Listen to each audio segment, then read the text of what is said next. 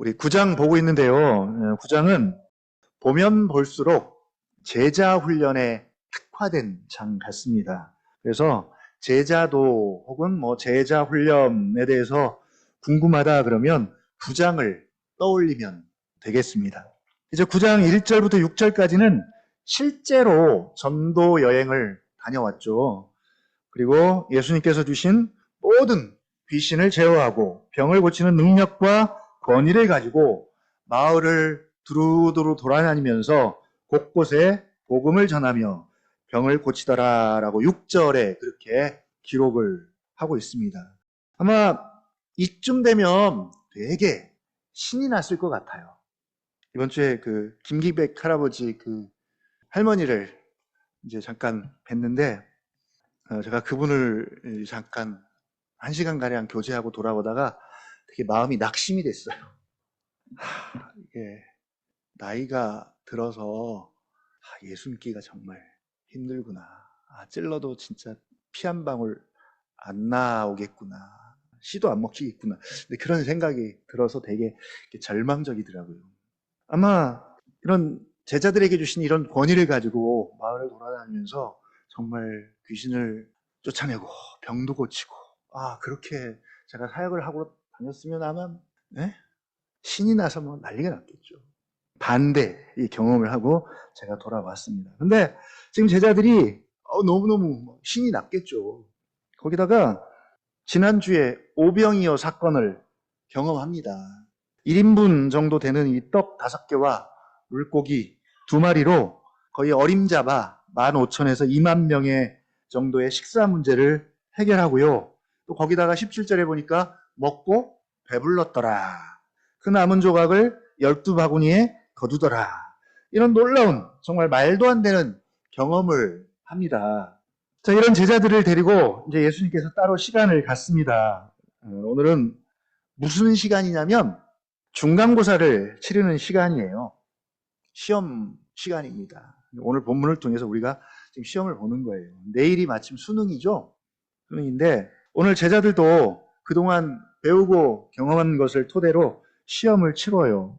시험 문제는 주관식 딱 한 문제입니다. 20절이죠. 시험 문제가 이거죠. 너희는 나를 누구라 하느냐. 이게 시험 문제예요. 그랬더니 이 성질 급한 베드로가 문제를 내자마자 제자들을 대표해서 답을 말해버려요. 하나님의 그리스도십니다. 다른 본문에는 주는 그리스도시요 살아계신 하나님의 아들이십니다. 마태복음에서는 이제 그렇게 고백을 하는데 일단 표면적으로는 예수님께서 이 베드로의 대답에 대해서 만족해 하십니다. 정답으로 인정을 해주세요. 근데 이 단답식 대답만으로는 이게 사실 확인이 안 되는 거죠. 왜냐하면 그리스도라는 이 단어 속에는 그리스도를 고백하는 사람의 자기만의 어떤 독특한 야망들이 들어있습니다. 이거죠. 예수라는 우리가 이름을 부르지만 그 예수라는 이름 속에는 각자가 좋아하는 어떤 취향들이, 좋아하는 어떤 면들이 다 들어있습니다. 그래서 달라요. 같은 예수를 불러도 그 의미들이 너무 천차만별입니다. 그리스도라는 그 이름 속에 그래요. 그 믿음의 고백 속에도 마찬가지입니다. 그 대표적인 예가 가룟 유다죠. 3년 동안 이런 놀라운 경험과 그리고 오늘 중간고사도 치렀고요. 그리고 온갖 가르침을 경험했지만 결국은 이 예수가 자기가 생각하는 그리스도는 아니었다는 거죠. 그래서 결국은 예수님을 떠나는 정도가 아니라 팔아버리고 배신해버립니다. 아마도 사람들이 교회에 올 때는 그런 생각을 갖는 것 같아요. 교회를 다니다가 이 교회는 내가 생각하는 교회가 아니네. 그래서 결국은 교회를 떠나죠. 그래서 교회는 표면적으로는 다 똑같은 교회인데 자기가 생각하는 자기만의 교회가 다 있는 거죠. 유대인들이 예수님을 거부한 이유도 마찬가지입니다. 자기들이 그토록 오랫동안 대망하고 기다렸던 그런 그리스도, 메시아가 아니라는 것이죠. 오늘 우리도 이 질문에 이 시험을 좀 같이 봤으면 좋겠습니다. 아마 벌써 1년에 5-6번씩은 우리가 마주했던 질문입니다. 오늘 처음 받겠어요? 너무나 익숙합니다. 근데 볼 때마다 어렵죠? 어떤가요, 여러분? 이 문제 쉬워요, 어려워요? 너희는 나를 누구라 하느냐? 너희는 빼고요, 너는 나를 누구라 하느냐? 그러면 어떻습니까, 문제가? 볼 때마다 저도 어려워요. 저도 어렵습니다. 근데 똑같은 시험이면 점점 문제가 쉬워지고 껌처럼 느껴져야 하는데, 그래서 이제는 주관식 단답형이 아니라 서술형으로 풀어도 A4지로 치면 한 1년에 한 장씩은 우리 실력들이 좀 늘어나야 되는데, 그래서 한 50장 정도는 우리가 좀 답을 해야 되지 않을까요? 1년에 한 장씩 해서 너는 나를 누구라 하느냐라고 하면 우리가 A4 용지 50장에다가 예수님 이런 분이십니다 라고 1년에 한 장씩은 이렇게 늘어나야 되는데, 이게 맨날 들어도 쉽지 않은 질문입니다. 뭐에 대한 질문일까요? 예수님의 정체성에 대한 질문입니다. 여러 번 강조했던 것이 신앙은 무슨 싸움이다? 신앙은 정체성 싸움이다 라고 말씀을 드렸습니다. 그래서 끊임없이 죽을 때까지 이 정체성 싸움을 해서 너는 나를 누구라 하느냐에 대해서 답을 내는 거죠. 답을 내는 거예요. 이 답이 나의 신앙 고백입니다. 나의 믿음의 고백이 되는 거죠. 그리고 이 답이 나의 정체성의 토대가 되는 거죠. 근데 사실 우리 마음 같아서는 옛날에 이미 한번 시험을 치렀기 때문에 좀 넘어가고 더 이상 묻지 않았으면 좋겠는데, 그렇죠? 우리 지난 주일날도 질문하니까 막 서로 피해가는 것처럼 여전히 이 질문이 싫어요. 좀 나한테는 안 했으면 좋겠어요. 근데 계속 해마다 또 묻고 또 묻습니다. 자, 어떻습니까, 여러분? 이 질문 마음에 드십니까? 아니면 지겹습니까? 식상하세요? 벌써 우리가 뭔가를 다 안다고 생각하고 더 이상 새로울 게 없다면 식상하고 지겹죠. 오랫동안 함께 있어서 좋은 점은 서로를 너무 잘 알기 때문에 좋아요. 몰라서 불편할 필요가 없습니다. 그러나 또 한편으로는 너무 잘 아니까 뻔한 거죠. 뻔합니다. 새로울 게 없어요. 그래서 식상할 수 있습니다. 설교자들의 고민 중에 하나가 이거예요. 맨날 들으면 그 목사 안에서 뭐 새로운 게 나올 게 있겠어요. 그래서 식상한 거죠, 설교가. 네, 사람에게는 그럴 수 있습니다. 사람에게는 우리가 식상함을 느낄 수 있지만, 뻔할 수 있지만, 근데 이게 예수님에게는 적용되어서는 안 됩니다. 오히려 예수님과 관련해서는 이 질문을 사실 우리가 더 좋아해야 하고요. 더 귀하게 여겨야 합니다. 왜 그럴까요? 예수님은 알면 알수록 더 새롭고 좋으니까. 이유는 간단해요. 좋으니까. 새로우니까. 맞습니까, 여러분? 예수님이 좋으니까 함께하고 싶어서 천국 가고 싶은 거잖아요. 거기 가서 뭐 해요, 또? 영원히 예수님 얼굴 보고 예수님과 함께 교제하고 사는 것. 이게 천국의 삶의 가장 중요한 핵심이잖아요. 그래서 바울은 예수님을 얼굴과 얼굴로 직접 대면하고 싶은 욕망이 자신에게는 가장 크다고 고백하잖아요. 그래서 나 빨리 죽고 싶어. 나 죽어도 좋아. 나 천국 가고 싶다라고 바울이 고백합니다. 그 이유는 뭐예요? 예수님을 직접 얼굴과 얼굴로 대면하고 싶어서. 그날만 기다리는 거예요. 그래서 바울은 예수님 얘기만 나오면 너무너무 신이 나는 거죠. 우리는 어떨까요? 오늘 이 예수님의 정체성에 대한 질문이 불편할까요? 제가 이제 요한계시록을 했던 이유 중에 하나가 뭐냐면, 이 종말의 교회들 가운데 예수님께서 직접 자신의 모습을 보여주셨기 때문입니다. 그래서 계시록을 이렇게 소개했어요.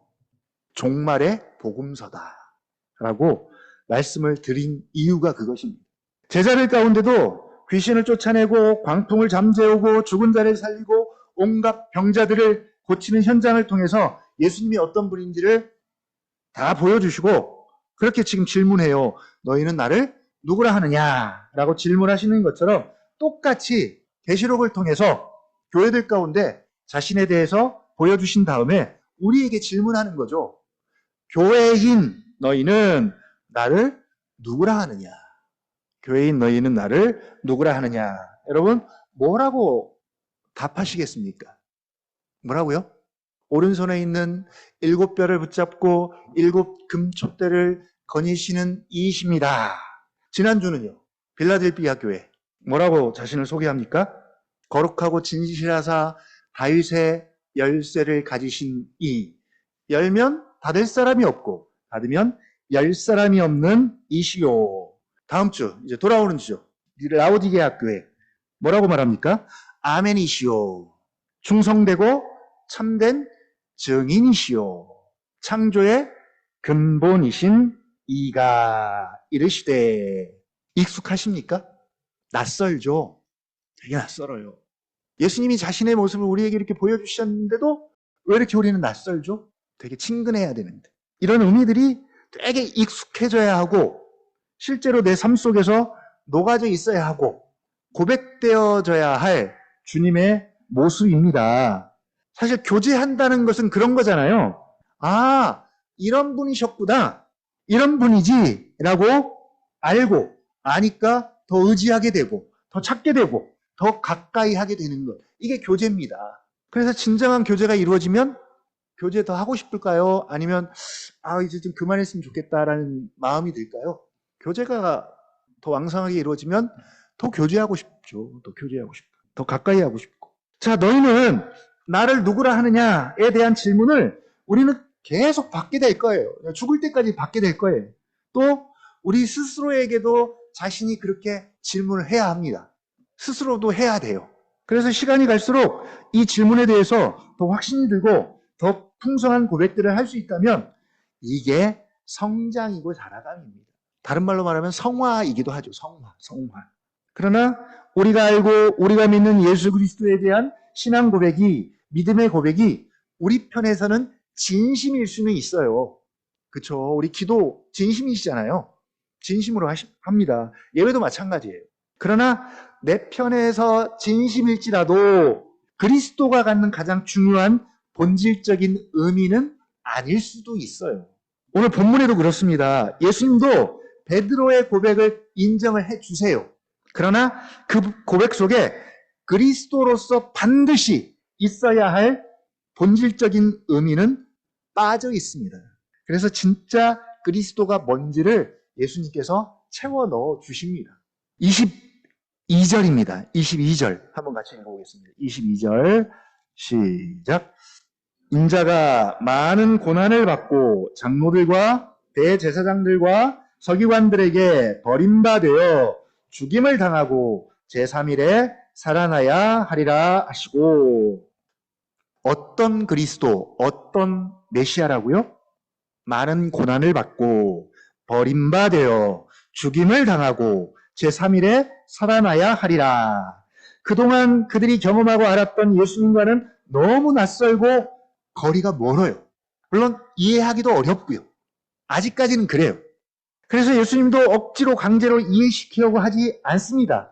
어차피 아직은 몰라요. 사도행전쯤 가야 알아요. 성령이 그들에게 임해야 그때서 이 의미를 깨닫습니다. 그러나 일단 자신이 그런 메시아라는 것을 예고만 해줍니다.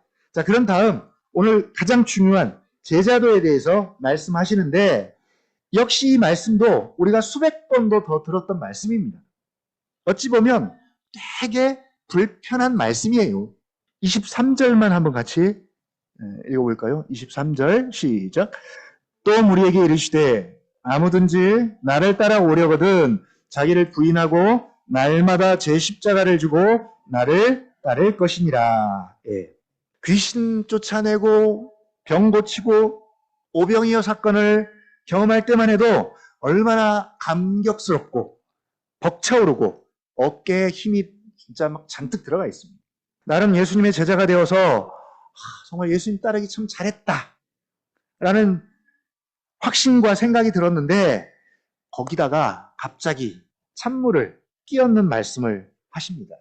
우리는 이 말씀을 제자의 첫 번째 자격, 그래서 제자도라고 이제 이야기를 합니다. 아무든지 제자가 되는 길은 누구에게나 다 열려 있다. 열려 있지만 그러나 아무나는 아니다. 라고 말씀하십니다. 자기를 부인하고 날마다 제 십자가를 지고 나를 따를 것이니라. 이 두 가지 조건이 맞아야 한다고 말씀하십니다. 너희는 나를 누구라 하느냐라는 이 질문처럼 역시 자기를 부인하고 날마다 제 십자가를 지는 것에 대해서는 수십 번도 더 많이 고민하고 우리가 더 적용을 했잖아요. 했습니다.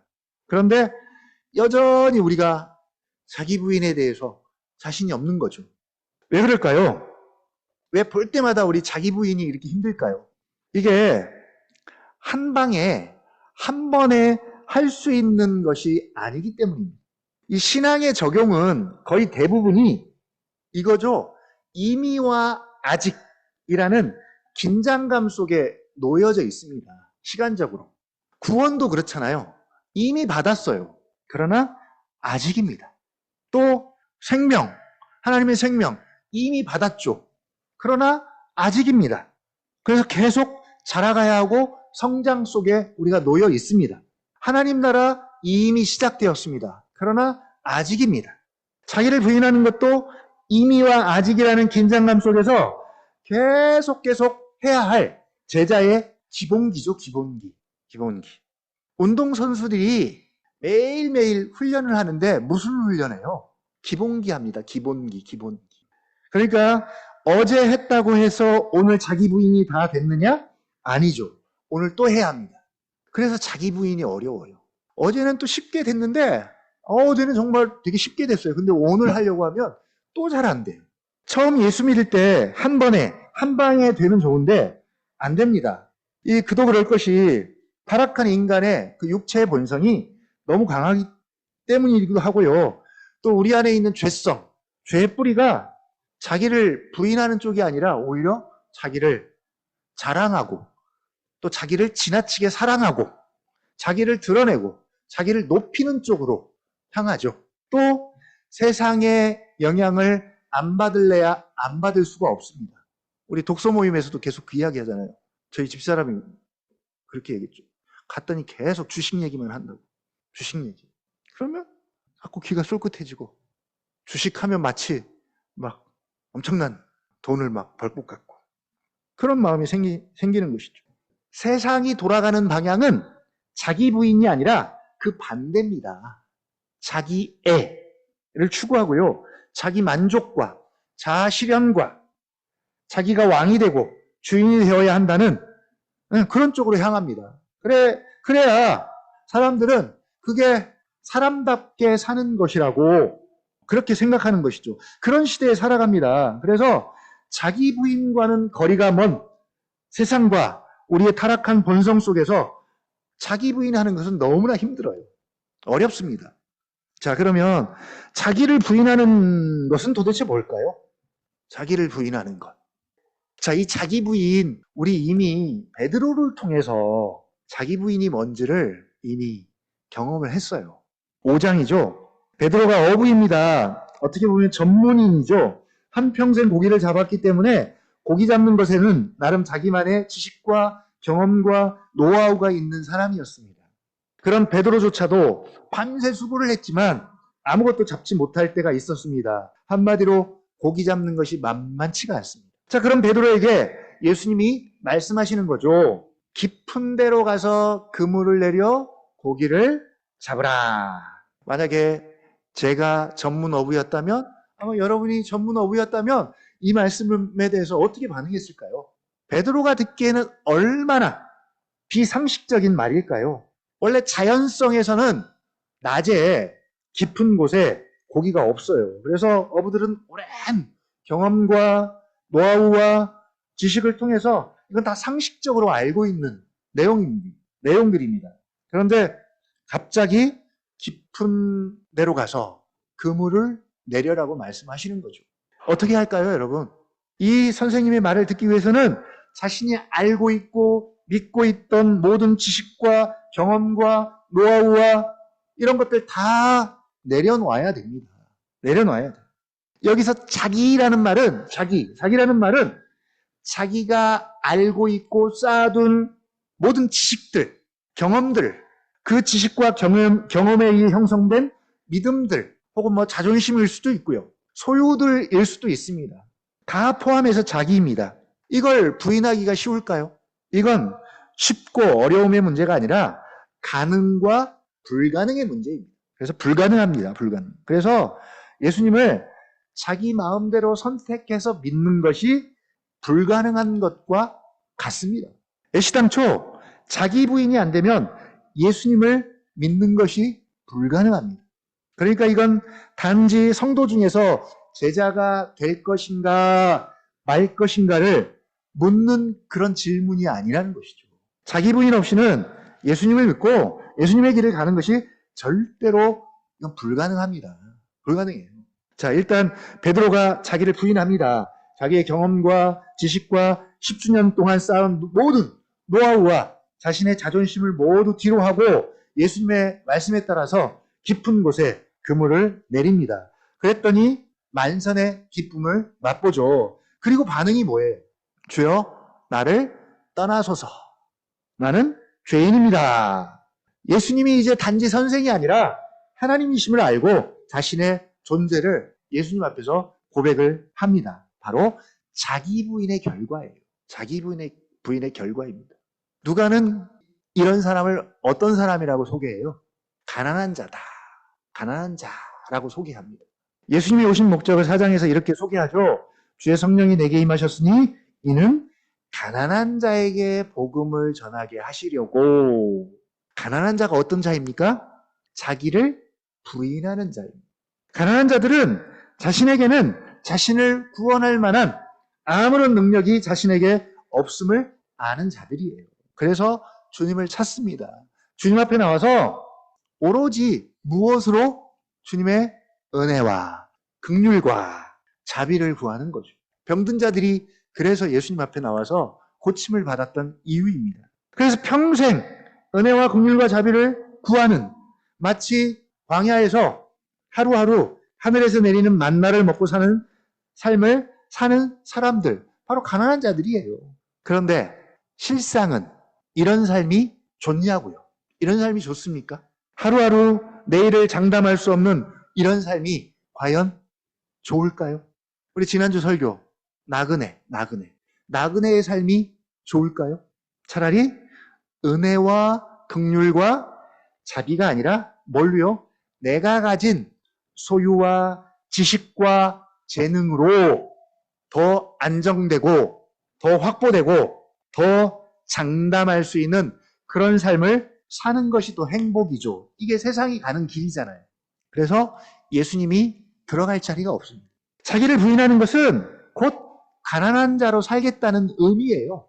내 소유와 내 지식과 경험과 내 자존심과 이런 모든 것들 예수님의 말씀 앞에 무릎 꿇고 예수님이 주시는 은혜와 긍휼과 자비로만 살겠습니다.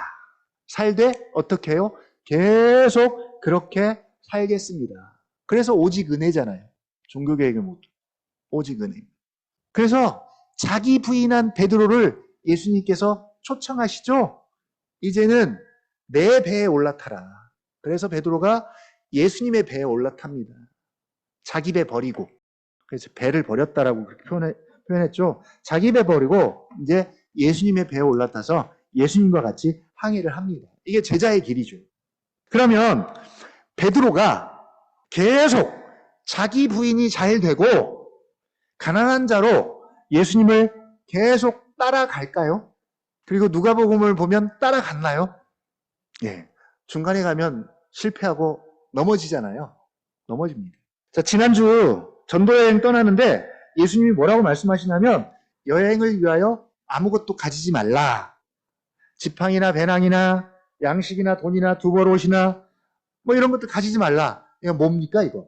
이런 소유를 갖게 되면 그때부터는 은혜가 필요 없고 긍휼과 자비가 필요 없게 돼요.